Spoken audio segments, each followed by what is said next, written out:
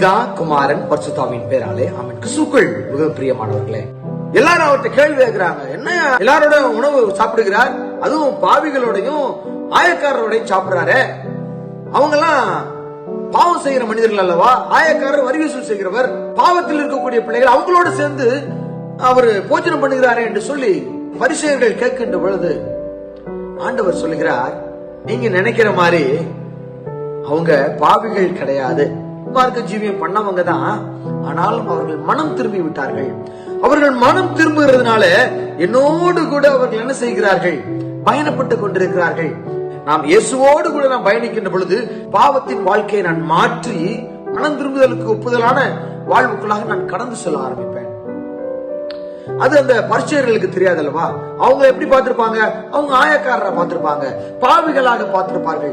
மனம் திரும்பியது ஆண்டவருக்கு மட்டுமே தெரியும். நம்மளும் அப்படிதான் பல நேரங்கள்ல, ஐயோ அவன் மிகப்பெரிய ஒரு பாவியான மனுஷன் அல்லவா, அவனோட நம்ம பழகலாமா, இவன் ரொம்ப ஒரு மோசமான மனுஷன் அப்படி சொல்லி நம்ம என்ன செய்யறோம்? எளிமையாக பிறரை குற்றம் சாட்டி விடுகிறோம். நமக்கு தெரியாது அவங்க மனம் திரும்பி இருக்கிறாங்களா தெரியலன்னு சொல்லிட்டு. மனிதனோ முகத்தை பார்க்கிறான், தேவனோ இருதயத்தை பார்க்கிறார். ஆம், கிறிஸ்துவுக்குள் மிக பிரியம். நீதிமான்களை அல்ல, பாவிகளையே மனம் திரும்புவதற்காக அழைக்க வந்தேன் என்று சொல்லி கூறுகிறார். பாவிகளை தேடிதான் நம்முடைய ஆண்டவராகிய இயேசு கிறிஸ்து வந்தார். நாம் அவரை ஒப்புக் கொடுக்கலாம். ஆண்டவருடைய பிள்ளைகளாக நாம் தொடர்ந்து வாழ தேவன் நமக்கு வாய்ப்பு தருகிறார். பிணியாளிக்கு தான் வைத்தியம் தேவை என்று சொல்லி ஆண்டவர் அழகான ஒரு ஊமையை அங்கு குறிப்பிடுகிறார். இப்ப பரிசேயர் இந்த வார்த்தையும் பேச முடியவில்லை, வந்தார். தொடர்ந்து அவருக்காக நாம் ஓடுவோம். அவருடைய இறை பணியில நம்மை இணைத்துக் கொள்வோம். அதுதான் நம்மளுடைய மெயினான நோக்கமாக இருக்க வேண்டும். ஆயக்காரரும் பாவிகளும் அவருடைய போஜனத்துல இருக்கிறாங்க, அவரோடு கூட இருக்கிறாங்க. அதை பார்க்கிற எல்லாருக்கும் ஒரே மன குமுறலாக இருக்கு. இவங்க எல்லாமா ஆண்டவருடைய கூட்டத்தில் இருக்கிறாங்க என்று சொல்லி அவர்கள் தான் ஆண்டவருடைய சுவிசேஷத்தை உலகெங்கும் போய் சொன்னாங்க.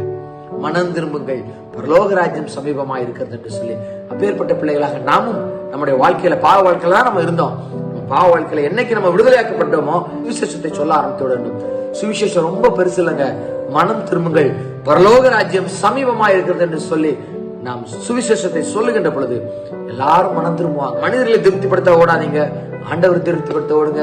கர்த்தர் தாமே நம் அனைவரையும் பலப்படுத்தி ஆண்டவருடைய இறை ஆட்சிக்கு நம்மளை தயார்படுத்தி ஆண்டவருடைய இறை செய்தியை எல்லா மக்களிடம் சொல்வதற்கான பலனை தந்து வழிநடத்தி பாதுகாத்துக் கொள்வாராக. ஆமென். God bless you.